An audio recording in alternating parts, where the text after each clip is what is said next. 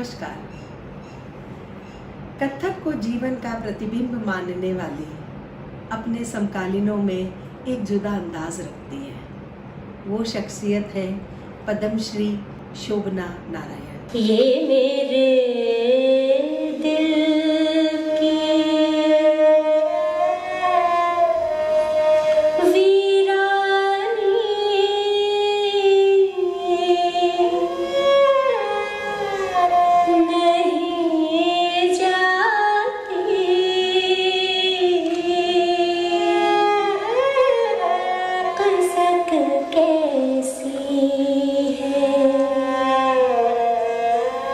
दिल में ये भी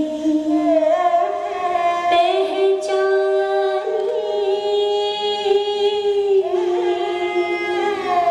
नहीं जाती।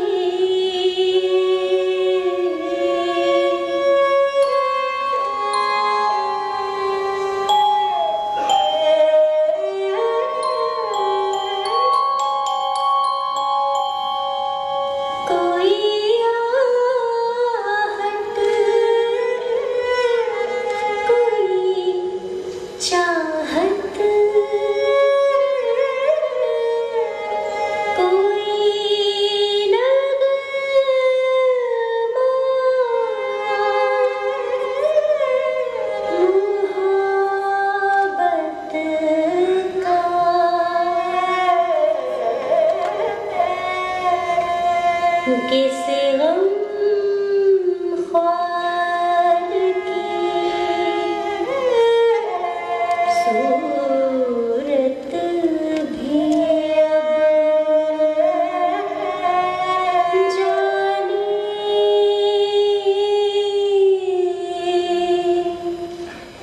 नहीं जाती।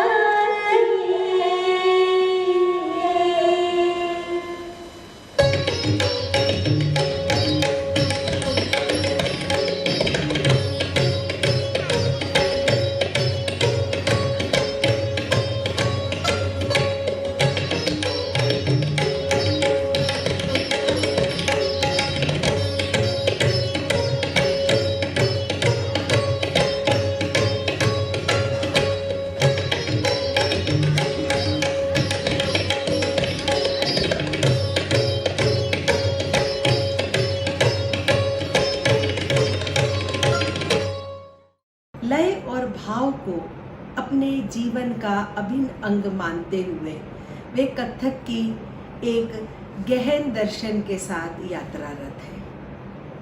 तैयारी के साथ भाव पक्ष पर उनका फोकस उनकी विशेषताएं है। उनका सौंदर्य बोध एक गहन अध्ययन और अभ्यास का परिणाम है। कथक के लिए 50 वर्षों से अधिक का उनका अवदान बहुत से पुरस्कारों के साथ जैसे संगीत नाटक अकेडमी और पद्मश्री जैसे सम्मानों से भी उन्हें नवाजा गया है। शोभना जी से संवाद मेरे जीवन में भी बहुत कुछ जोड़ता है। उनका कला के लिए समर्पण, इच्छा शक्ति और आत्मविश्वास हर स्त्री के लिए एक प्रेरणा है। शोभना जी जैसे कथक की तो हम हमेशा बात करते ही हैं आपसे, तो आज हम कुछ और अन्य विषय पर भी, जो कि एक वर्तमान में एक सबसे बड़ा विषय है, महिला सशक्तिकरण का। क्योंकि आप स्वयं एक मिसाल हैं सशक्तिकरण की, तो इसलिए मैंने आज आपसे इस बिंदु पर ही हम कुछ प्रश्न करते हैं। तो सबसे पहला तो मुझे आपसे ये जानना है कि आपका परिवार चूँकि बहुत प्रोग्रेसिव है और आपके माता पिता के सहयोग से आज आप एक सफल नृत्यांगना हैं, लेकिन जिस वक्त आपने नृत्य शुरू किया तो घर के अलावा जो बाहरी वातावरण था उसमें तो नृत्य और संगीत को एक अच्छी दृष्टि से देखा ही नहीं जाता था। तो उस बाहरी वातावरण का आपने स्वयं ने किस तरीके से सामना किया? उस ज़माने में जब हमारा जन्म हुआ था और वो जो एक माहौल था उसमें समाज में नृत्य को अच्छे ढंग से नहीं देखा जाता था, बिल्कुल नहीं देखा जाता था। और 70 साल पहले तो कुछ ही नहीं, और एक बहुत ही पेट्रियार्कल सोसाइटी थी जिसमें सब कुछ आदमियों की सोसाइटी थी, उनके तरह से चलता था। लेकिन उसी सोसाइटी में, उसी समाज में अगर मैंने देखा है कि यदि आप कोई दृढ़ता के साथ करें, अच्छे ढंग से साथ करें, तो रास्ता निकल जाता है। वही समाज आपको एक्सेप्ट करता है। बोलता तो है, समाज की बात है, लोगों की बात है, लोगों की बात तो है कहना। वो कौन सा गाना था ना, कुछ तो लोग कहेंगे, लोगों की बात है कहना। वो तो है, वो तो समाज की तो आदत है, तब भी आदत थी, आज भी आदत है। जबकि आज जो है समाज में वातावरण इतना खुल गया है। हमें ये भी सोचना चाहिए कि ये क्यों आया, इस तरह के माइंडसेट क्यों आया। क्योंकि कहीं ना कहीं समाज में जो लोगों के अपने आचरण थे, शायद उसके कारण एक विकृतियां आ गई थी। तो वो तो रिफ्लेक्शन होता ही है। ये भी बात है कि 30s से बहुत सारी औरतें निकलने लगी थी। नृत्य के क्षेत्र में कम ही थे, गिने चुने लोग थे, लेकिन उन्होंने समाज का वो निकलना शुरू कर दिया था। हम फिर सेकंड लॉट में आए, सेकंड जनरेशन, उसके बाद की जनरेशन में। तो 70 साल पहले ये नहीं था। और मुझे याद है कि जब मेरा भी जन्म हुआ था तो मेरे एक रिलेटिव, जब मेरे पेरेंट्स ने पूछा कि क्या हुआ है, मतलब पूछने का मतलब कि लड़का की लड़की, तो फिर उन्होंने कहा कुछ नहीं हुआ है। तो क्योंकि मैं लड़की थी, तो हमारे रिलेटिव के लिए कुछ नहीं था, तो कुछ नहीं हुआ है। तो ऐसे समाज में रिलेटिव्स का भावना थी। लेकिन हमारे घर में, और पर्टिकुलरली मेरी माँ के घर में, लड़का हो या लड़की हो, सबको बहुत, हर क्षेत्र में, विद्या सरस्वती के हर क्षेत्र में उनको ट्रेनिंग दी जाती थी।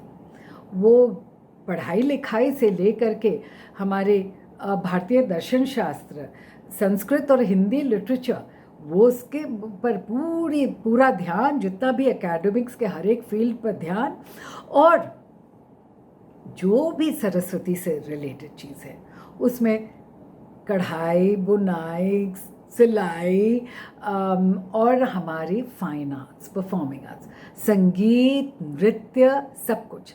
इनफैक्ट उस ज़माने में मेरी माँ इसराज बजाती थी और मेरे पिताजी फ्लूट बजाते थे। हम 30s और 40s की बात कर रही हूँ। और मेरी माँ उस ज़माने के 1944 में बनारस हिंदू यूनिवर्सिटी से MA साहित्य अलंकार किया था और वो गोल्ड मेडलिस्ट थी। मेरे नाना जी फ्रीडम फाइटर थे, बाबू श्यामाचरण, 1923-1924 के उस ज़माना का सेंट्रल असेंबली, जो आज का पार्लियामेंट कहलाता है, तो उस ज़माने का। तो और उनकी छोटी बहन शारदा देवी, वो बिहार में MLA थी 1936 में। तो इस तरह से बहुत ही फॉरवर्ड लुकिंग फैमिली था, जहाँ की लड़के और लड़की का कोई भेदभाव नहीं था, सबको एक समान देखा जाता था और आगे बढ़ते थे। तो ऐसा मेरा घर का माहौल था और मुझे घर से बहुत शक्ति मिली। लेकिन मैं कहूँगी कि जितने भी परिस्थितियाँ चारों तरफ, वो अगर अनुकूल होते हुए भी अगर आपकी अपनी दृढ़ता नहीं हो, आपकी अपनी इच्छा नहीं हो, तो वो आप कुछ नहीं करेंगे। इतने अनुकूल परिस्थितियाँ होते हुए भी। तो शायद वो दोनों मिल गया कि मेरे में भी वही था कि मुझे तो नृत्यांगना बनना ही है। नृत्यांगना, मेरे माँ बाप ने कभी ना नहीं कहा। हाँ, समाज ने ज़रूर कहा कि क्या आप लड़की को बना रहे हैं, क्या बना रहे हैं, जैसे वो जरा जो शब्द 2-3 जो नॉन पार्लियामेंट्री शब्द है वो सब कह करके कि इस तरह से उस तरह से फलाना ठिकाना।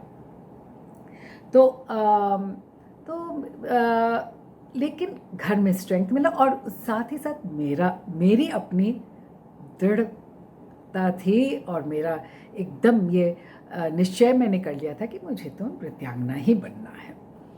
मैं आपको 3 वाक्य बताती हूँ। एक और जो पहले राष्ट्रपति थे डॉक्टर राजेंद्र प्रसाद, वो रिश्ते में मेरे अंकल लगते थे।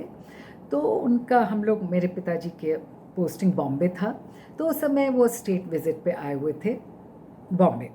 तो नेचुरली रिलेटिव्स होने के नाते हम लोग गए उनसे मिलने के लिए। तो उन्होंने, जैसे हर बच्चा से पूछा जाता है, बड़े लोग पूछते बेटा बड़े होकर के क्या बनोगे तो उन्होंने वैसे मुझसे पूछा, मैं भी करीब 8-9 साल की थी या 10, तो फिर मैंने कहा कि मैं तो डांसर बन रही हूँ। तो वो हंसने लगे और कहे अच्छा तुम डांसर बनना चाहती हो। तो उस समय भी मेरा ये था कि दृढ़ता थी कि मुझे डांसर बनना है। और ये 1990s की बात है, 1991 या 89 या 90, या मतलब उसी ज़माने के, मुझे एकदम याद नहीं है।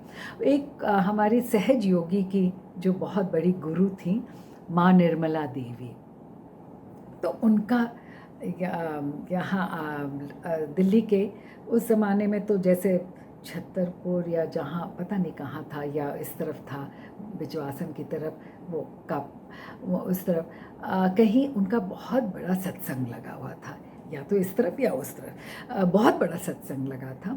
और मुझे कहा गया था कि आप वहाँ नृत्य कीजिएगा। तो एक नृत्य का कार्यक्रम था, तो मुझे कहा गया आप नृत्य कीजिए। तो मैं गई।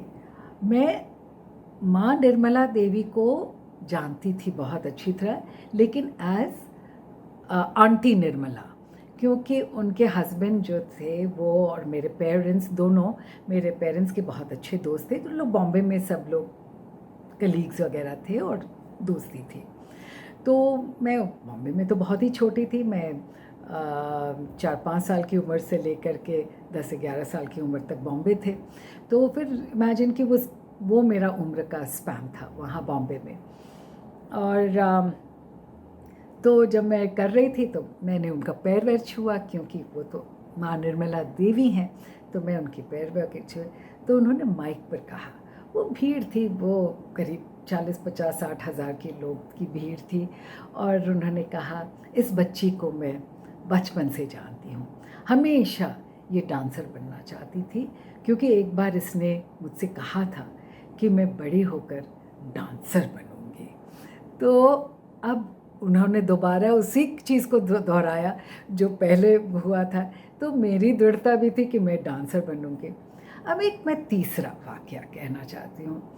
और वो उस समय हम लोग दिल्ली आ गए थे, वो शायद 1963 की बात है या 64, तो 63 की है शायद ये। तो फिर कुछ लोग घर पे आए हुए थे, तो जैसे कि समाज को ज़्यादा फिक्र रहता है कि लड़की कैसे बड़ी हो रही है, शादी कैसे होगी। अब वो समाज को तो बहुत ही, मतलब उस समाज के लिए बहुत इम्पोर्टेंट है। अब मेरी छोटी सी उम्र 13 साल, कौन सी शादी, तो लेकिन फिर भी उनको फ्यूचर का याद था कि शादी कैसे होगी, क्योंकि ये तो सीख रही है डांस, और ये एकदम लगी हुई है कि मैं डांसर बनूंगी। तो मेरे पेरेंट्स को कहा कि अगर आप ऐसे कहेंगे, वो ऐसे मतलब थोड़ी से कि मतलब सही नहीं है। और मेरे पेरेंट्स सुन रहे थे और कह रहे थे नहीं उनको उसको डांसर बनना है। तो अब थोड़ी देर के बाद मेरी माँ ज़रा बोल्ड थी, और वो तो उन्होंने कहा आप सुनिए, आप हमारे यहाँ अतिथि हैं, मेहमान हैं, आप जो भी बोलना चाह रहे हैं आप अपने अभी कह दिया, लेकिन बाहर आप जो कहना चाहते कि हमें ऐसे कहा जाएगा, वैसे कहा जाए, मुझे हमें ऐसे बुलाया जाएगा, वो बाहर वो पब्लिक लैंड है, ज़रूर आप जा कर के जो भी कहना है और जो भी हम लोग के अगेंस्ट बोलना है ज़रूर कह दीजिए।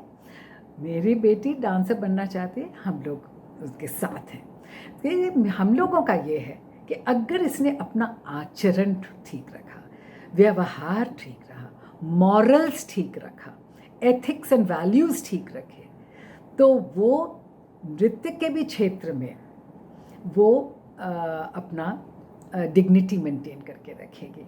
और अगर उसने नहीं अपने मॉरल्स और एथिक्स और वैल्यूज़ को नहीं कायम रखा, तो फिर जो आप कह रहे हैं वो तो बिल्कुल सही है। तो हम लोग की ये इच्छा है कि, और हम लोग उसी तरह से कि ये आगे जा कर के ज़िंदगी में हम लोग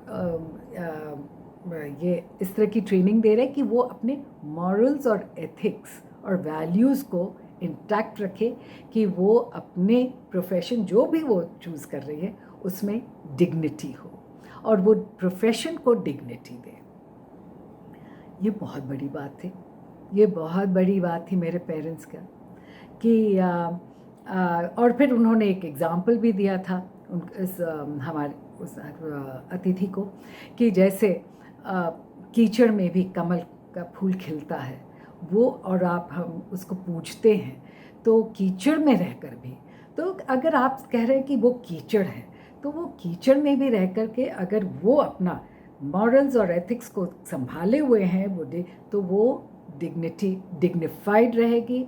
और हम लोग चाहेंगे कि वो कमल का फूल बने। तो ये बहुत बड़ी बात थी। और इस तरह के सपोर्ट मुझे फैमिली से मिला। लोग तो बोलते हैं, लोगों को बोलने का काम ही है वो कुछ भी, क्योंकि जो एक चीज़ एक बार और मैं कहूँगी, एक और वाक़या था।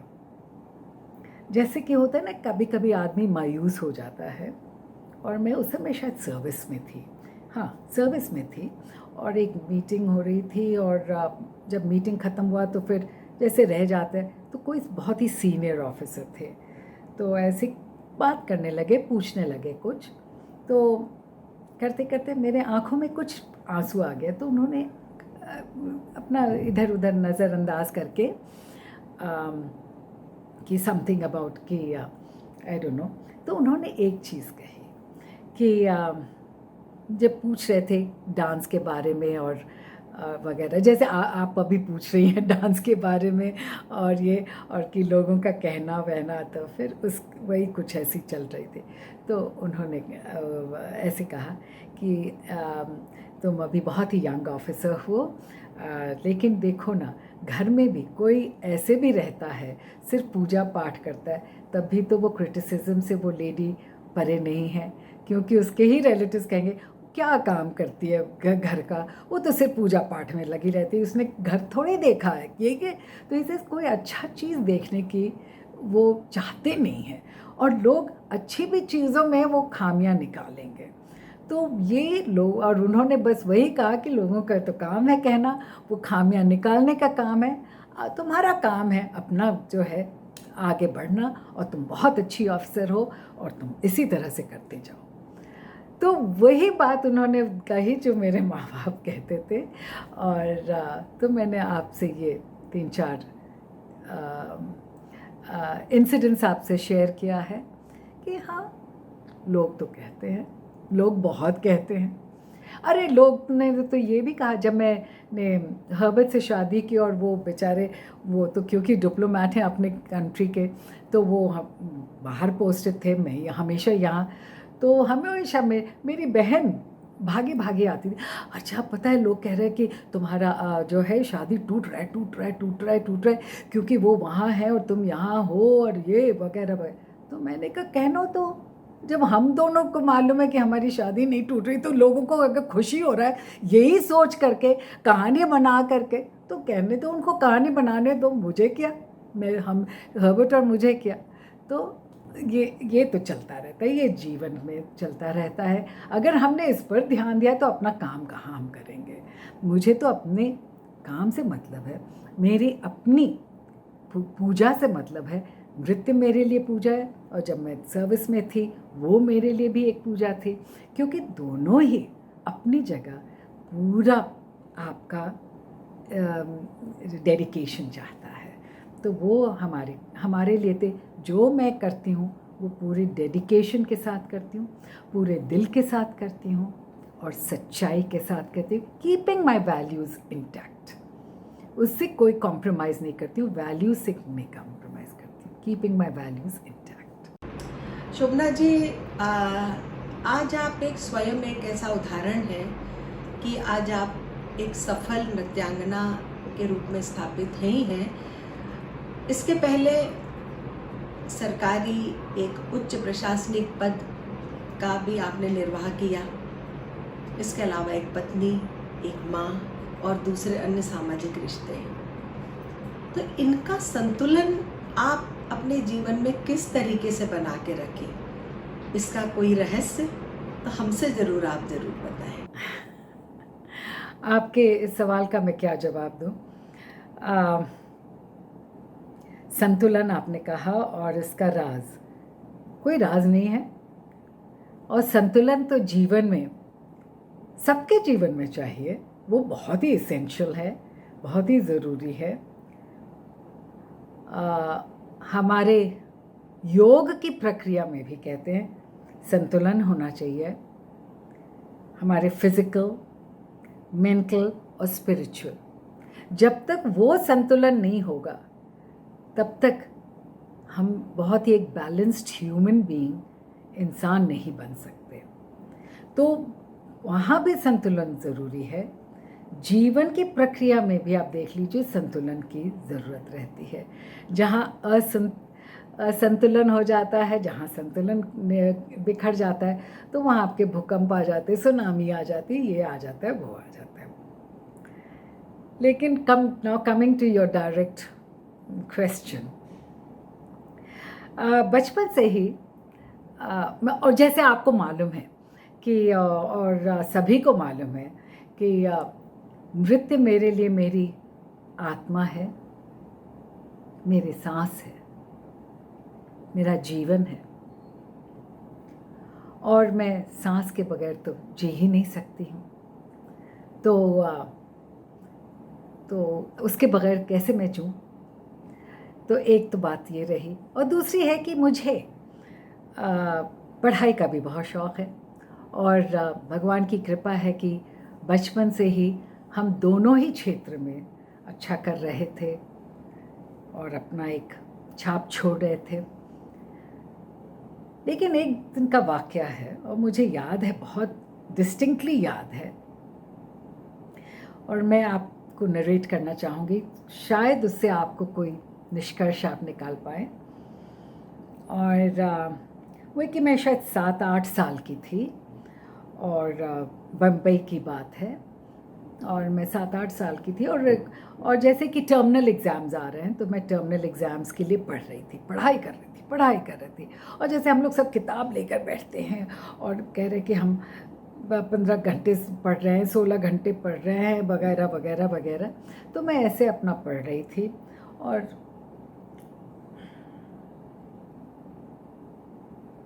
ऐसे कर रही थी, बाहर भी देख रही थी, इधर भी देख रही थी, उधर भी देख रही थी।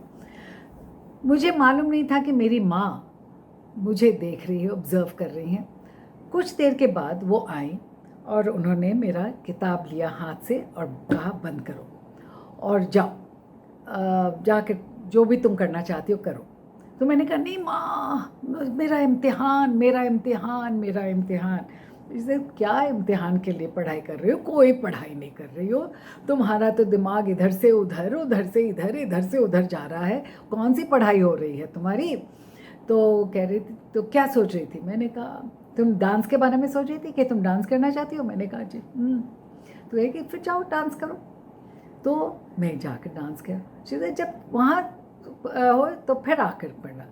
मैंने वही किया, मैं पूरा अपना नृत्य का अभ्यास किया जो भी है, और फिर आकर के जो पढ़ाई की है और जो मेरा मन लगा है, उस दिन से वो एक सीख आ गई थी कि जब भी मैं डांस करूँ तो मैं पढ़ाई के बारे में ना सोचूं, और जब पढ़ाई कर रही हूँ तो डांस के बारे में ना। दोनों में से एक आप उस पर कंसंट्रेट कीजिए और खूब अच्छी तरह से, गहराई की तरह से, लगन के साथ कंसंट्रेट करके करेंगे तो कोई प्रॉब्लम नहीं होगी। सब कुछ अपने आप बैठ जाता है। वो it's like a jigsaw puzzle. जो जिगसॉ पज़ल में अगर आप वैसे देखे तो लगता है कि कैसे हम ये बनाएंगे, कैसे ये आकृति बनेगी, लेकिन जब आप इसको कॉन्सेंट्रेट करके करेंगे तो सब जिक्सॉ पज़ल में गोटियाँ जो हैं अपने आप फिट हो जाती हैं। तो शायद वो सीख जो था, जो इनडायरेक्टली मुझे मिला, उसी को मैं हमेशा अपने साथ रखा और उसी पर आज भी उसी पर अमल हूँ और काम कर रही हूँ। तो मुझे मालूम नहीं कि मैंने आपके सवाल का सही जवाब दिया है कि नहीं, लेकिन जो मैं फॉलो कर रही हूँ वही।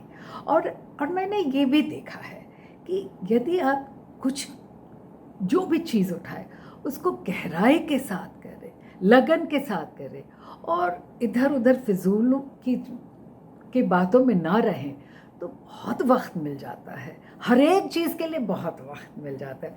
Concentrated quality time, the whole issue is of quality time. तो वो क्वालिटी टाइम, तो अब उसी तरह से हमारे जब हस्बैंड यहाँ पोस्टेड थे और तभी हम लोग साथ रहे थे उस समय, शादी के इतने दिनों के बाद तब हम लोग साथ रहे एक छत के नीचे, तो वो क्वालिटी टाइम मिलता। तभी भी तो मैं डांस कर रही थी और दफ्तर जा रही थी, लेकिन फिर भी अपनी जिम्मेदारियाँ एज द होस्टेस वो अपना देख रही थी। तो जो भी है, और एक और वाक़या याद पड़ रहा है मेरे बेटे का, क्योंकि वो वहाँ जन्मा तो है यहाँ, पहले 6 साल तो मेरे ही साथ था।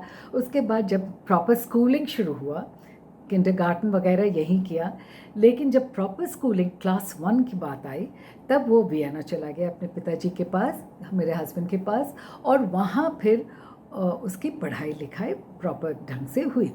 तो वहीं से उसने फिर अपना उन लोग के यहाँ मटूरा बोलते हैं, जो हम लोग हाई सेकेंडरी वगैरह बोलते हैं, और स्कूल पूरा किया और यूनिवर्सिटी वगैरह किया।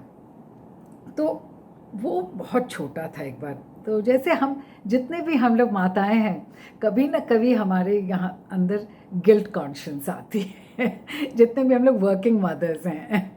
तो फिर मैं भी कोई एक्सेप्शन नहीं थी।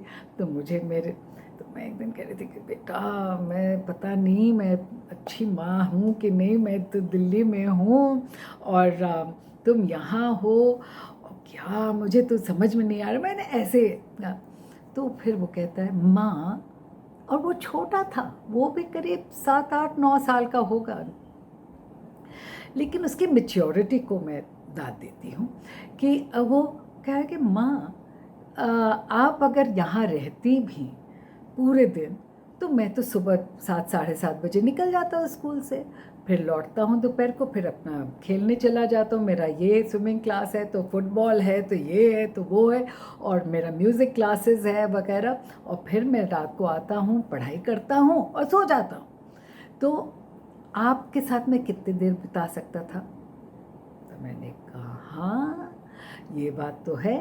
तो इसे अभी तो उतना ही बता रहा हूँ ना, कि जो थोड़ी देर में जो बीच में आया, लेकिन आप वहाँ दिल्ली में हैं, और जब भी मैं चाहता हूँ कि आप आए, क्योंकि मुझे मालूम है कि आप और पापा मेरे लिए तो हमेशा हैं ही हैं। तो और फिर हंस के कहता है, अगर आप यहाँ रहती तो आपका नाम शोभना नारायण कैसे रहता तो होता, तो फिर हम आपको किस नाम से बुलाते। तो वो तो फिर हम लोग फिर मजाक करने लगे। लेकिन इस छोटे से बच्चे की बात मैं कह रही हूँ कि उसने याद दिलाया, और एक छोटी सी बात पर कि विश्वास पर कितना टिका हुआ है।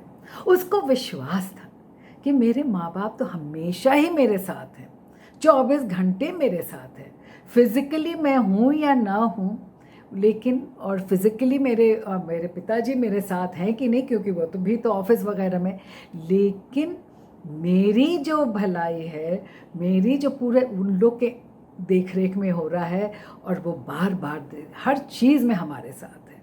तो ये बहुत बड़ी एक सीख मुझे मिली मेरे बेटे से। तो शायद इसीलिए, क्योंकि सभी का रहा योगदान, और साथ ही साथ है कि मैं कहती हूँ कि अगर आप में दृढ़ता हो और सच्चाई हो, सच्चे लगन से करें, और जो भी आप करें वो एक बहुत ही अच्छे ढंग से गहराई के साथ करें, तो गोटी अपने आप जो है बैठ जाती है, और वो जीवन की कई धाराएं हैं, सब कुछ अपने आप बैठ जाती है। दीदी, जैसे वैदिक काल से हम अगर बात करें और वर्तमान तक, तो बहुत सी महिलाओं के जिक्र हमारे समक्ष आते हैं।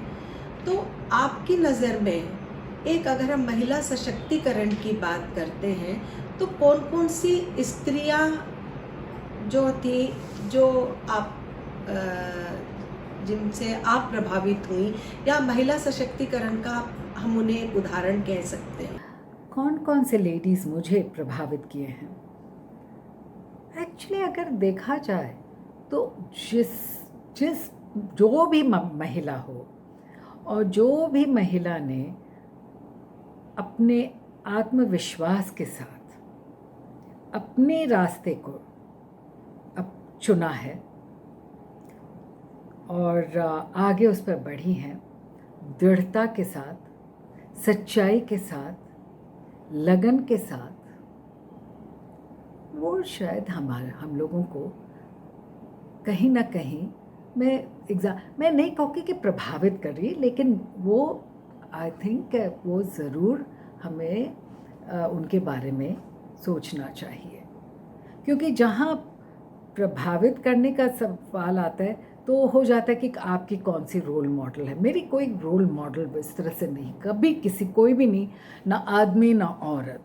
मेरे लिए था कि मैं अगर विश्वास रखती हूँ तो मैं उस पर करती हूँ, लेकिन जो मैंने अपने पेरेंट्स से सीखा है, वो गांठ बांध, जैसे हम लोग कहते हैं ना, गांठ बांध करके उसको लेकर के चलो, अपने साथ रखो, और वो है कि दृढ़ता के साथ, डिटर्मिनेशन के साथ, साधना के साथ, लगन के साथ, गहराई के साथ, और वैल्यूज़ को इंटैक्ट रखते हुए, मूल्यों को, जैसे कि अपनी एथिक्स हैं, मॉरल वैल्यूज़ हैं, एथिकल वैल्यूज़ हैं, उस पर ना छेड़छाड़ करते हुए, उसको कायम रखते हुए आगे बढ़ना, वही मैं उसको लेकर के चल रही हूँ। अपना रास्ता खुद ढूंढ रही हूँ, ना कोई किसी ने पहले रास्ता ढूंढा हो उसी पर चलना है मुझे। मेरे एटलीस्ट वो पर्सनली मेरा वो ये नहीं है कि वो जो मुझे अच्छा लगता है, मेरा विश्वास है, मैं उस पर करती हूँ। लेकिन ये कहने के बाद जो आपका सवाल के पर आती हूँ कि हमारे यहाँ बहुत औरतें हुई हैं, हमारे इतिहास में बहुत सारे औरतों ने अपने जीवन से नारी सशक्तिकरण का एक उदाहरण और मिसाल दिया हुआ है, क्योंकि उन्होंने अपनी बात रखी है। जैसे कि आप उनको ही ले लीजिए, मैत्रेयी को, याज्ञवल्क्य की पत्नी को, उन्होंने अद्वैत फिलॉसफी पर पूरा एकदम उनको कमांड था, राजा जनक तक को उन्होंने बताया। इसी तरह से गार्गी थी, वो गार्गी मतलब डिबेट उनका चला याज्ञवल्क्य से साथ। फिर एक और थी, क्या नाम था, मंडन मिश्रा की पत्नी, भारती थी, मंडन मिश्रा की पत्नी। जब मंडन मिश्रा और शंकराचार्य में डिबेट चल रहा था तो वो पूरा जज का काम कर रही थी। तो जज तो वही होगा ना कि जो जिसमें वो मेधावी हो, अपनी बात को रखे, और दोनों ने माना उसकी बातों को। तो एक तरह, लेकिन आप अगर मध्यकाल में भी आ जाइए तो आप ललतेद हैं, मीराबाई है, कि सब कुछ होते हुए भी उन्होंने अपना रास्ता चुना, बिल्कुल अपना रास्ता चुना है। और क्योंकि उनका दृढ़ विश्वास था कि वही उनके लिए वो रास्ता है, और कुछ न देखा, न ये देखा, न वो देखा। और रानी लक्ष्मीबाई भी हैं, और हमारे मॉडर्न इतिहास में भी कई सारे हैं। तो हमारे यहाँ इतिहास जो है, भारतीय इतिहास में कई आपको उदाहरण मिलेंगे कि जो नारी सशक्तिकरण का सही वो आप उनको एक स्वरूप बता ले सकते हैं। और उसमें मेन चीज़ है कि जो समाज कहे, जो पेट्रियार्कल सोसाइटी का वही करके चलना है, उसके वो नहीं है, वो अपनी बात है। लेकिन उन्होंने कभी अपना वो वॉरफेयर नहीं किया, ये नहीं किया। वो रानी लक्ष्मीबाई ने किया क्योंकि वो एक दूसरा था, लेकिन उन्होंने राज किया पूरा अपना बात रखी कि क्यों नहीं मेरे अडॉप्टेड सन को भी आप रख सकते हैं। तो वो एक लड़ाई करना तो वो एक फॉरेन सोर्सेस के साथ है, वो अलग बात है।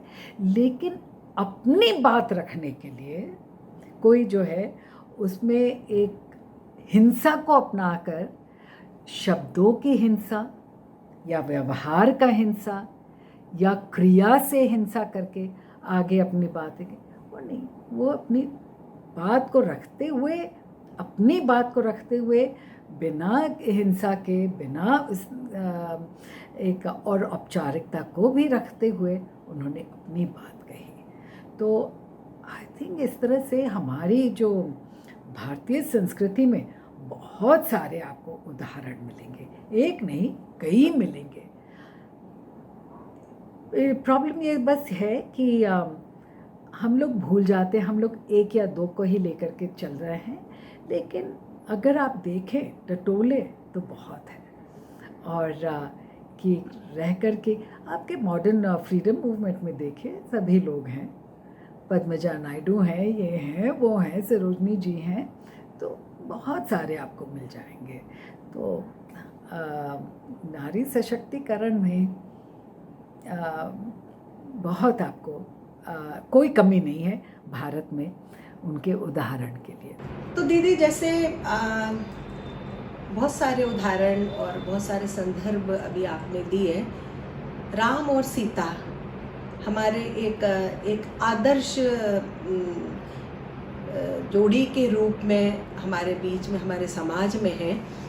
तो सीता के विषय में आप क्या कहेंगे? तो सीता ने जो भी डिसीशंस लिया था वो खुद लिया था। और यदि वो वन में भी जाना चाहते तो उन्होंने खुद वो डिसीजन लिया। राम ने नहीं कहा, किसी और ने तो नहीं कहा। लवकुश के जन्म के पहले उनको छोड़ा गया था तो उन्होंने उसको एक्सेप्ट किया था। लेकिन जब वापस जाने की बात आई तब उनका आत्मसम्मान जग गया था, और तभी तो वो माता पृथ्वी को बुलाती हैं। इनफैक्ट उसका जो भी आप मतलब निकालें, लेकिन एक तरह से उनका रिफ्यूज़ल था कि मैं नहीं जाऊंगी। जिस घर से मुझे बाहर गया तो फिर मैंने अपना जीवन बनाया है, लेकिन मैं वापस नहीं जाऊंगी। तो वो भी तो उनका भी तो आप वो स्ट्रेंथ देखें, कोई सिर्फ सबमिसिव नहीं है कि जो अगर हम अग्नि परीक्षा की बात कर रहे हैं, वाल्मीकि रामायण में तो बिल्कुल अलग है, और रामचरितमानस के जो डिस्क्रिप्शन है वो बिल्कुल अलग है। तो हमें सोचना है क्योंकि किस पीरियड में क्या लिखी गई थी, क्या था, और हम किस पीरियड के हिसाब से अपने मेंटल अवस्था को, अपनी सोच को ढाल रहे हैं। So that is important to see the context, और कौन सा पीरियड था हमारे इतिहास का, कौन से पीरियड में वो बात चल रही थी। और फिर सब चीज़ों को लेकर के हमें खुद, सशक्तिकरण में भी ये है, उसमें आदमी का हो या औरत का हो, कि आप जो है हर पीरियड को समझ कर, चीज़ों को समझ करके अब तब अपना निष्कर्ष निकालिए। सिर्फ क्योंकि कहा गया है, क्योंकि ये प्रचलित है, उसको ही हम मान के चल रहे हैं, उसमें आदमी हो या औरत हो, तो वो ना आदमी का सशक्तिकरण है ना नारी का सशक्तिकरण है। It just shows mental, I think you know, a certain subjugation of mind. एकदम हम मेंटली अधीन है। शोभना जी, जैसे हम लोगों की संस्कृति में, हमारी सभ्यता में एक औरत का स्वरूप हमेशा एक त्याग और बलिदान के रूप में एक अच्छा माना जाता है, और उसके त्याग और बलिदान को ही हमारे समक्ष रखा भी जाता है। लेकिन आज के, अगर हम वर्तमान के संदर्भ में देखें तो उसके उलट है। तो हम जब विमेन एम्पावरमेंट की बात करते हैं या सशक्तिकरण की, तो त्याग और बलिदान, ये दो विपरीत पहलू हमें समझ में नहीं आ सकते। त्याग तपस्या अपनी जगह अलग है, जिस तरह से हम लोग दर्शा रहे हैं वो अलग है, और जो सशक्तिकरण भी हम सोच रहे हैं और कर रहे हैं वो भी आई थिंक हमें प्रॉपरली उसके सबके कॉन्टेक्स्ट देखना चाहिए। नॉर्मली हम कहते हैं कि सीता जो है एक त्याग तपस्या का स्वरूप है, और सभी लोग उदाहरण देते हैं कि सीता का कि सबमिसिव हो ये, लेकिन आप अगर वाल्मीकि रामायण में पढ़ें तो वो एक और निकल के आती हैं, और वो और वाल्मीकि रामायण कब की है और रामचरितमानस कब की है, बहुत फ़र्क है, 1500 वर्ष का फ़र्क है दोनों में। तो फिर आप उसमें एकदम अलग, तो एकदम मेंटल जो पिक्चर है बदलाव आ जाता है। पुराने ज़माने में अगर आप वैसे भी देखें सशक्तिकरण कि सशक्ति के यू आर एबल, आप अपना डिसीशंस खुद लें। पहले तो सशक्तिकरण का मायने ही समझना है कि आप अपना डिसीशंस खुद लें। आपने अगर डिसाइड किया है कि आपको त्याग करना है, तपस्या करनी है, तो वो आपको त्याग और तपस्या तो सभी लोग कर रहे हैं, आदमी भी कर रहा है, औरत भी कर रही है, बच्चे भी कर रहे हैं, सभी लोग कर रहे हैं अपने अपने ढंग से, अपने अपने उस एनवायरनमेंट के हिसाब से, डिमांड्स के हिसाब से। तो अब आप किस रूप से कर रहे हैं? रो के कर रहे हैं तो वो कोई सशक्तिकरण नहीं है। आपने खुद डिसीजन लिया है कि आपको ये रास्ता इसी तरह से चाहिए, तो वो उसमें आपकी खुद की मर्जी है, लेकिन उसमें रोना मत। फिर रोइए मत कि मैंने ऐसा किया, मेरा वैसे अगर मैं होती तो, क्योंकि अगर अगर मैं ऐसे तो उसमें क्या कमी है? आपकी दृढ़ता की कमी है, आपकी अपनी मेंटल स्ट्रेंथ की कमी है।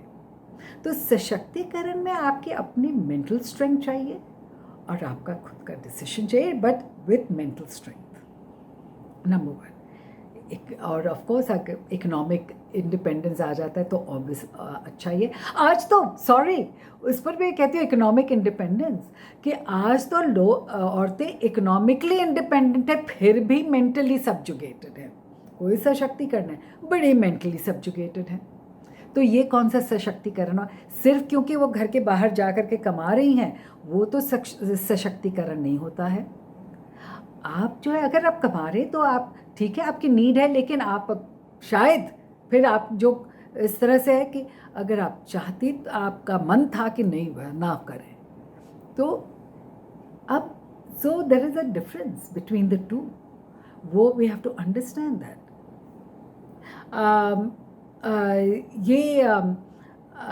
तो भूल रही हूँ अपना the linking which I wanted to say. तो सशक्तिकरण में so the importance is that how you take a decision, your mental state, you are how convinced you are, आप कितने convinced है कि आप ये कर रहे हैं और किस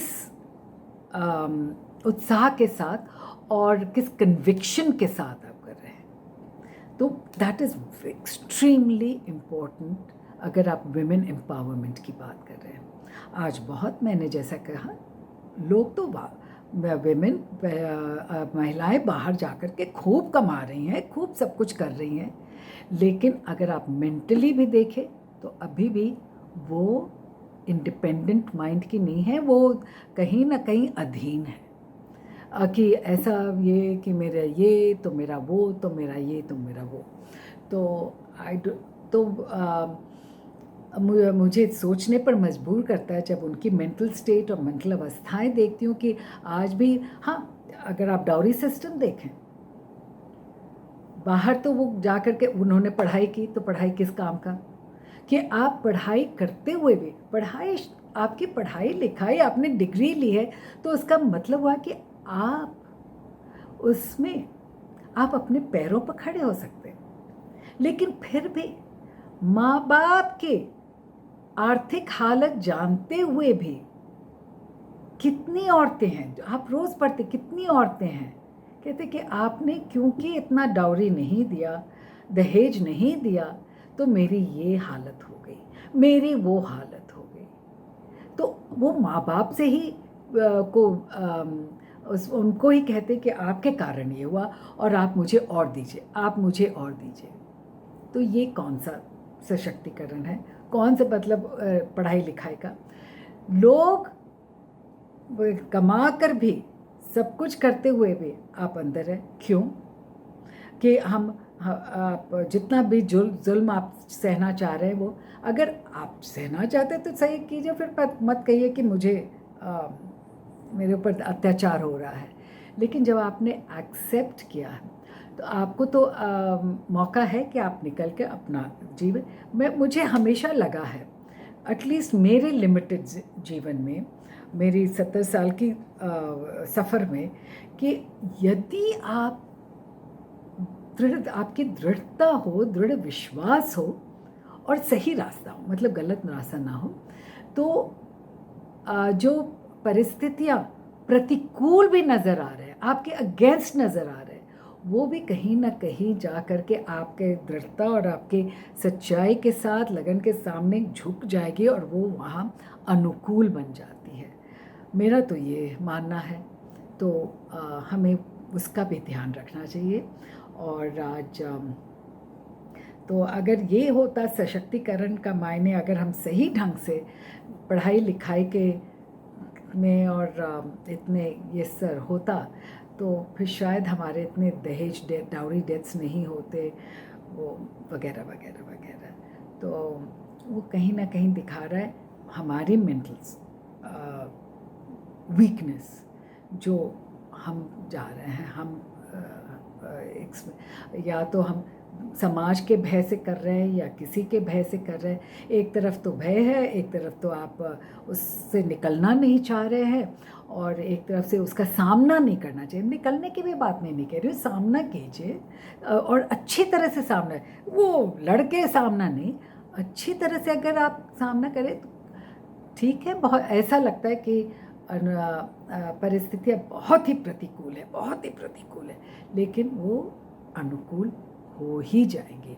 और हमारे गांव में तो कई लड़कियों ने दिखाया है, बहुत ही ज़्यादा लड़कियों ने दिखाया है।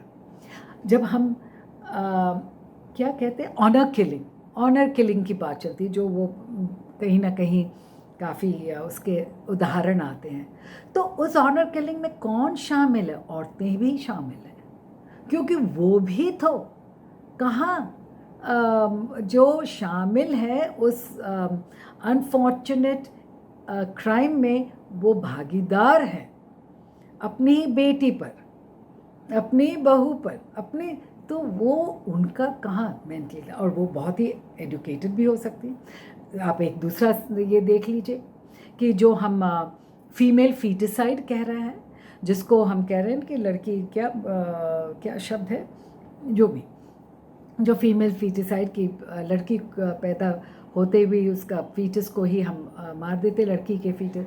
तो इसमें औरत भी तो भागीदार है।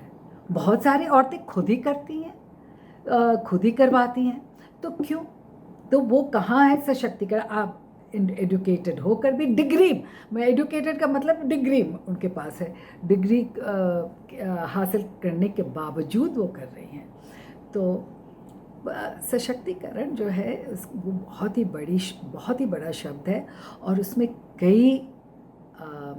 उसके कई पहलू होते हैं। शोभना दीदी, हमारे साथ इन मुद्दों पर भी बात करने के लिए और हमारे साथ उपस्थित होने के लिए आपका बहुत बहुत आभार।